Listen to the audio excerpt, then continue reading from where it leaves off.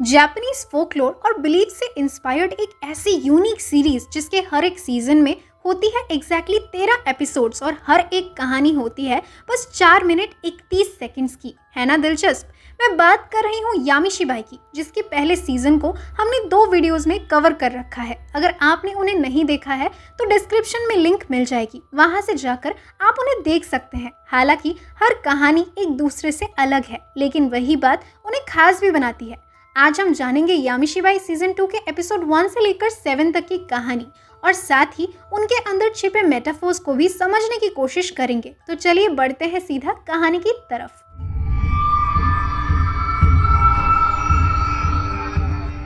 पहली कहानी की शुरुआत हातानाका नाम के एक पुलिसमैन से होती है, जो एक ट्रैफिक सेफ्टी के ऊपर पब्लिक मीटिंग में एक वेंट्रिकुलिज्म एक्ट परफॉर्म कर रहा था। वो जो हाथ में पपेट लेकर उससे बात करवाने की कला होती है ना, वही वाली। अब उसके हाथ वाले डॉल का नाम ही तारो चैन था, जिसकी मदद से वो लोगों को समझाने की कोशिश कर रहा था कि साइकिल चलाते समय सावधान कैसे रहा जा सकता है। मगर अचानक उसे ऐसा लगता है जैसे तारो चैन को वो सही से कंट्रोल नहीं कर पा रहा हो, उसकी गर्दन अटकी हुई हो। वो जैसे ही उसकी गर्दन को सही करने के लिए थोड़ा दबाव डालता है, अचानक एक लकड़ी का टुकड़ा डॉल में से नीचे गिर जाता है और ये था एक लकड़ी का तालिस्मान। और ऐसा होते ही उस पुतले की आंखें बिल्कुल ब्लैंक हो जाती है। वो अजीब तरीके से हिल डुल कर ठीक हो जाता है और ऐसा लगता है जैसे उसमें प्राण प्रतिष्ठा हुई हो। और अब वो खुद से ही एक बाइक एक्सीडेंट की घटना को लेकर डिटेल्स में बात करने लग जाता है और ऑब्वियसली इससे हातानाका पूरी तरीके से डर जाता है और उस पपेट को अपने हाथ से छुड़ाने की कोशिश करने लगता है। मगर ऑडियंस ये सोचकर चीयर करने लगती है कि ये बस उसका एक एक्ट था। अब किसी तरह वो तारो चैन को अपने हाथ से अलग करके नीचे फेंक देता है, जो अभी भी मुश्किल से बोल पा रहा था। वो कहता है कि कैसे उस एक्सीडेंट से उसे काफ़ी चोट पहुंची थी और ये कहानी यहीं पर ख़त्म हो जाती है। मेरे हिसाब से तारो चैन किसी बच्चे का नाम हो सकता है जिसकी मौत बाइक एक्सीडेंट में हुई हो और बाद में उसी ने शायद पपेट को पोजेस कर लिया होगा, जिसे तालिस्मान से वापस कैद करवाया गया था। मगर तालिस्मान के निकलते ही उसने पपेट पर वापस पूरा कंट्रोल कर लिया और अब इसीलिए पपेट के नीचे गिरने पर उसे भी चोट आई।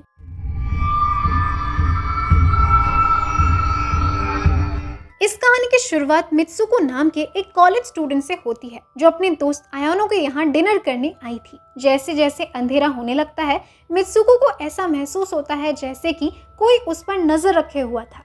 एसी के अंदर से उसे आवाजें सुनाई देती है और किसी की आंखें भी दिखाई देती है और अचानक लाइट्स भी चली जाती है, जिससे वो काफी परेशान होने लगती है। मगर उसके दोस्त को जैसे कुछ भी दिखाई या सुनाई ही नहीं दे रहा था।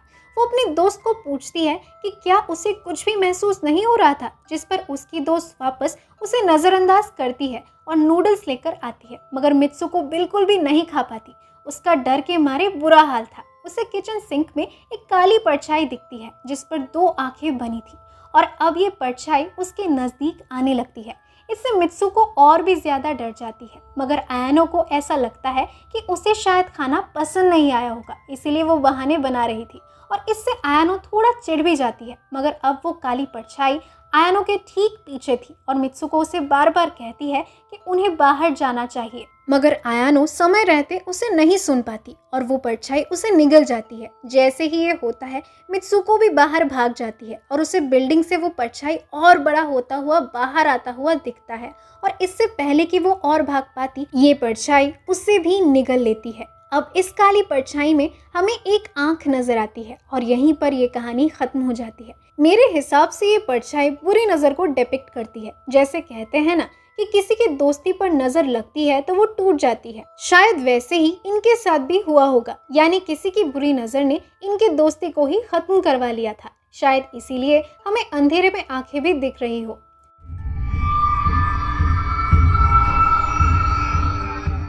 कहानी की शुरुआत मासामिची नाम के एक बच्चे से होती है, जिसे एक अद्भुत पुतला मिला था और उसे वो घर लेकर आया था।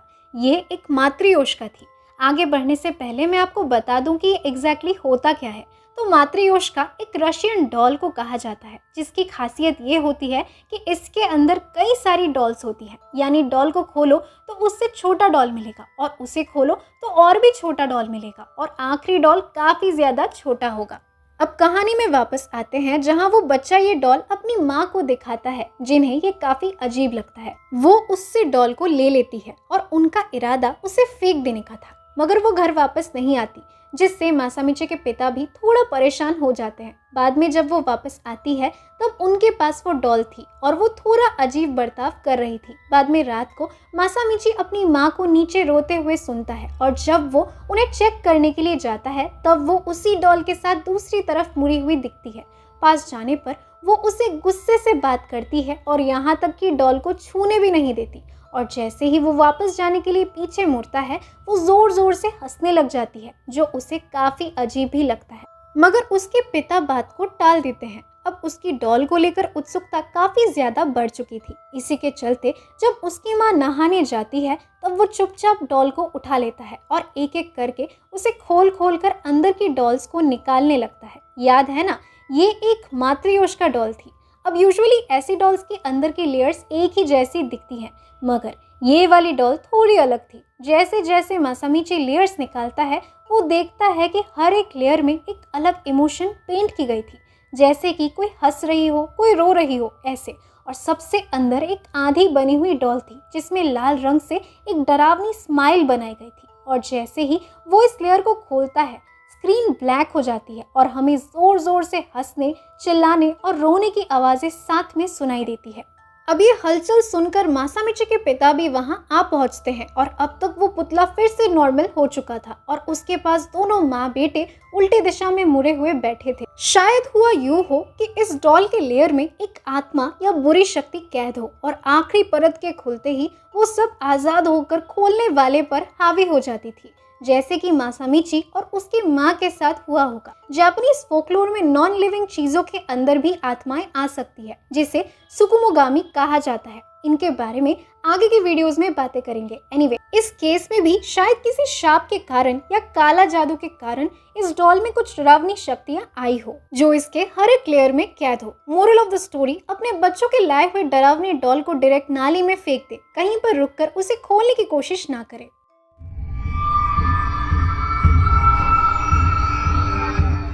इस कहानी की शुरुआत काजुहितो नाम के एक लड़के से होती है, जो कि एक कॉलेज स्टूडेंट था। फिलहाल उसका मन अपने पढ़ाई से भटक चुका था और वो अपने खिड़की के बाहर झांकते हुए अपने सामने वाले बिल्डिंग में रहने वाली एक सुंदर लड़की को निहार रहा था, जो अपने बालकनी में खड़ी थी। मगर जब वो वापस अंदर जाती है, काजुहितो को एक काली परछाई दिखती है, जो दीवारों से होते हुए उस लड़की के पीछे पीछे उसके बालकनी से ही अंदर घुस जाती है। वो थोड़ा घबरा जाता है क्योंकि ये इंसानी परछाई नहीं लग रही थी, मगर इससे पहले कि वो कुछ कर पाता, वो लड़की वापस बाहर आती है और इस बार वो अपना ही शरीर तोड़ मरोड़ कर उस परछाई जैसे पोज में बदल देती है और काजुहितो पर उसकी नजर पड़ती है और वो काफी डरावनी लग रही थी।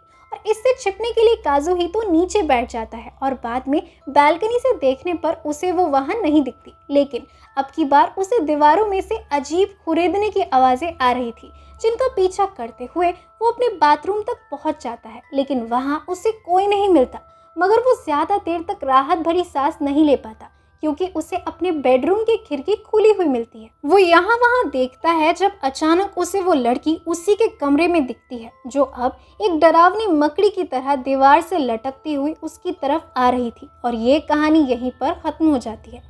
नॉर्मली देखने पर हुआ ये था कि कोई स्पाइडर जैसी एंटिटी आई, जिसने पहले उस लड़की पर हमला कर उसे अपने अंदर समा लिया और बाद में इस लड़के के पीछे आकर उसे भी खत्म कर दिया। लेकिन एक और नजरिए से देखने पर, क्योंकि वो लड़का पढ़ाई वगैरह छोड़कर उसी लड़की पर फोकस कर रहा था और उसके जाल में बंधता चला जा रहा था, इसीलिए बाद में उसे वो लड़की एक मकड़ी की तरह नजर आई। यामिशीबाई सीजन 2 की कहानियां डायरेक्टली किसी भी लेजेंड या योकाई से प्रेरित नहीं है, तो आप मुझे कमेंट्स में अपना इंटरप्रिटेशन बता सकते हैं।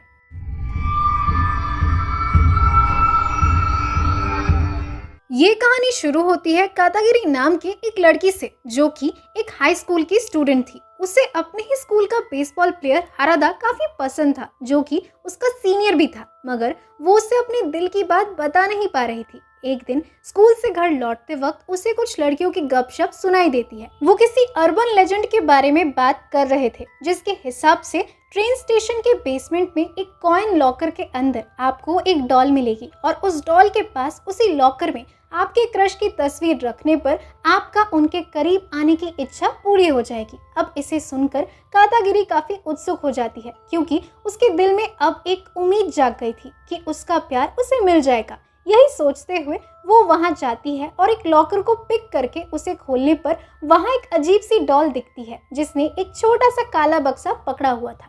उसे यही लगता है कि यही वो डॉल है जिसके बारे में वो लोग बातें कर रहे थे और वो उसी के साथ फोटो को रखकर विश मांग लेती है। पीछे से उसे किसी के हंसने की आवाज भी सुनाई देती है मगर इससे ज्यादा कुछ भी नहीं होता। अगले दिन वो वापस लॉकर चेक करने आती है मगर उसे वहाँ फोटो नहीं मिलती कि तभी हारादा भी वहीं पर आ जाता है जो खुद भी वहाँ इस अफवाह को आजमाने के लिए ही आया था। हारादा के पूछने पर वो उसे पूरी बात तो नहीं बताती मगर ये जरूर बताती है कि उसने किसी की तस्वीर डॉल के साथ रखी थी। डॉल का नाम सुनते ही हारादा के चेहरे के रंग उड़ जाते हैं। वो एकदम से डर जाता है मगर इससे पहले कि वो कातागिरी को कुछ भी समझा पाता लॉकर में से एक परछाई निकलकर उसे भी वहीं खींच लेती है और कातागिरी के आंखों के सामने हारादा का शरीर बिल्कुल कुचलते हुए अंदर समा जाता है और लॉकर का दरवाजा बंद हो जाता है और कातागिरी कुछ भी नहीं कर पाती। ये कहानी हमें ये सिखाती है कि किसी भी बात को आधा अधूरा नहीं सुनना चाहिए। शायद लेजेंड के हिसाब से 2 बक्से हो जिनमें 2 अलग अलग डॉल्स हो, एक अच्छी और एक बुरी। एक डॉल आपको आपके क्रश से मिला देती हो और दूसरी उन्हें खत्म करके अपने अंदर ही समा लेती हो। मगर क्योंकि कातागिरी ने दूसरी डॉल के बारे में सुना ही नहीं था इसीलिए उसने एक छोटी गलती कर दी जिसकी उसे काफी बड़ी सजा भी मिली और उसका क्रश लिटरली क्रश हो गया। एनीवे, बात करें इस दूसरी डॉल की, ये सीजन 1 के एपिसोड 4 हेयर के डॉल से काफी मिलती जुलती नहीं लगी? शायद ये वही हो या फिर इससे कनेक्टेड हो मगर इस एपिसोड में एटलीस्ट इनका कोई डायरेक्ट कनेक्शन दिखाया नहीं गया है।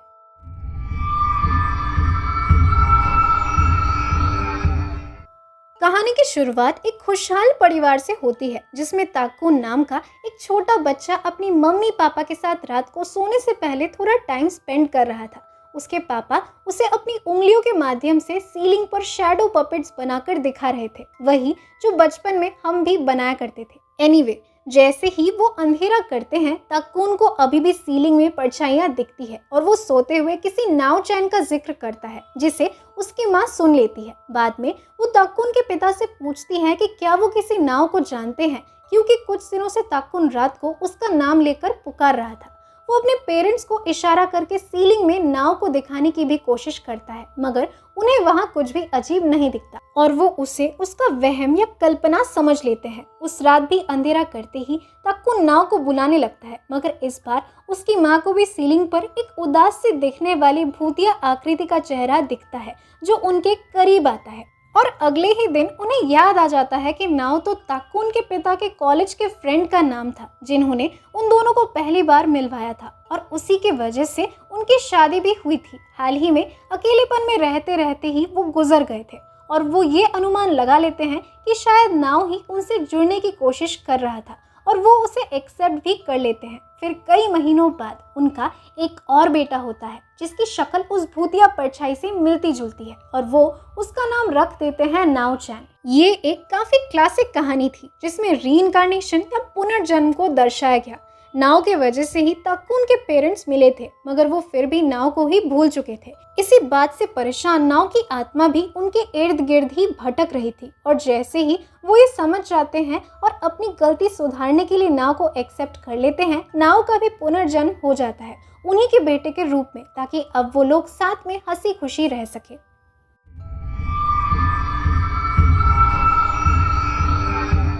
आगे बढ़ने से पहले मैं आपको समझा दूं कि कैप्सूल टॉय मशीन आखिर होती क्या है। जापान में एक किस्म की वेंडिंग मशीन काफी प्रसिद्ध है जिसमें से पैसे डालने पर खिलौने निकलते हैं। ये बच्चों के साथ साथ बड़ों को भी काफी पसंद है। आगे बढ़ते हुए कहानी की शुरुआत शिंजी नाम के एक बिजनेसमैन से होती है जो ऑफिस से घर लौट रहा था। वो काम की वजह से काफी परेशान और थका हुआ था। तभी उसे एक कैप्सूल टॉय मशीन के पास एक बूढ़ा आदमी दिखता है जिनके आसपास खिलौनों के कई सारे खाली कैप्सूल्स बिखरे पड़े थे। अब शिंजी सोचने लगता है कि एक बूढ़े आदमी को बच्चों के खिलौनों में क्या ही रुचि थी। खैर, अगले दिन भी वो काम को लेकर काफी तनाव में था जब उसे अचानक वो मशीन फिर से दिखती है। इस बार अपनी जिज्ञासा के चलते वो इसे आजमाना चाहता था, तो वो इसमें सिक्का डाल देता है और बाहर निकलता है पहला कैप्सूल, जिसमें था उसका सबसे चहीता इरेजर, जो कि बचपन में उससे खो गई थी। अगले कैप्सूल में उसके बचपन का पेट डॉग और फिर उसके स्कूल टाइम के क्रश की एक छोटी रेप्लिका। अब ये सारी चीजें उसे पुराने दिनों की याद दिला रही थी और उसके जिज्ञासा को और बढ़ा रही थी। मगर जितने वो कैप्सूल्स निकालता जाता, वो उतने ही तेजी से बूढ़ा होता जा रहा था। उसके बाल सफ़ेद हो रहे थे, दांत गिर रहे थे, उसकी त्वचा पर झुर्रियाँ पड़ने लगी थी। मगर अब तक वो अपने नॉस्टैल्जिया में इतना डूब चुका था कि उसे कुछ भी समझ नहीं आ रहा था। वो मशीन में सिक्के डालता गया और कमज़ोर होता गया और उसे ऐसी हालत में एक दूसरे आदमी ने देख लिया जो वहीं से गुजर रहा था। मगर कमज़ोरी की वजह से शिंजी ने अपना आखिरी कैप्सूल खोलने से पहले ही दम तोड़ दिया। अगले दिन हम उसी आदमी को देख पाते हैं जिसने शिंजी को देखा था और अब वो भी इस मशीन के सामने रुककर उसमें एक कॉइन डालता है। यानी अब ये सिलसिला चलता रहेगा। बेसिकली ये जो कैप्सूल टॉय मशीन थी ना, वो नॉस्टैल्जिया को एज अ ट्रैप यूज़ कर रही थी ताकि एक के बाद एक उसकी तरफ आकर्षित होकर उसकी जाल में फंस जाए। अब जो इसे जितना यूज़ करेगा उतना ही बूढ़ा होता चला जाएगा। यानी ये लोगों के जीवन और जवानी को धीरे धीरे उनसे छीन रहा था। कहानी को एक दूसरे दृष्टिकोण से भी देखा जा सकता है, जहां ये बात दर्शाया गया है कि कैसे हम अक्सर पुरानी बातों में डूबकर अपने वर्तमान और भविष्य को भी खो देते हैं। इसलिए जो हो चुका है उसे भूल जाओ और जो हो रहा है उसी में खुश रहो। खैर, ये थी यामिशीबाई सीजन 2 के एपिसोड 1 से लेकर 7 तक की कहानी और बाकी के 6 एपिसोड्स के साथ साथ ओवरऑल सीजन ब्रेकडाउन देखने के लिए आपको अगले पार्ट का इंतजार करना होगा, जो जल्द ही आ जाएगी। मिलते हैं अगली वीडियो में, तब तक के लिए लेट्स कीप दिस एनोनिमस।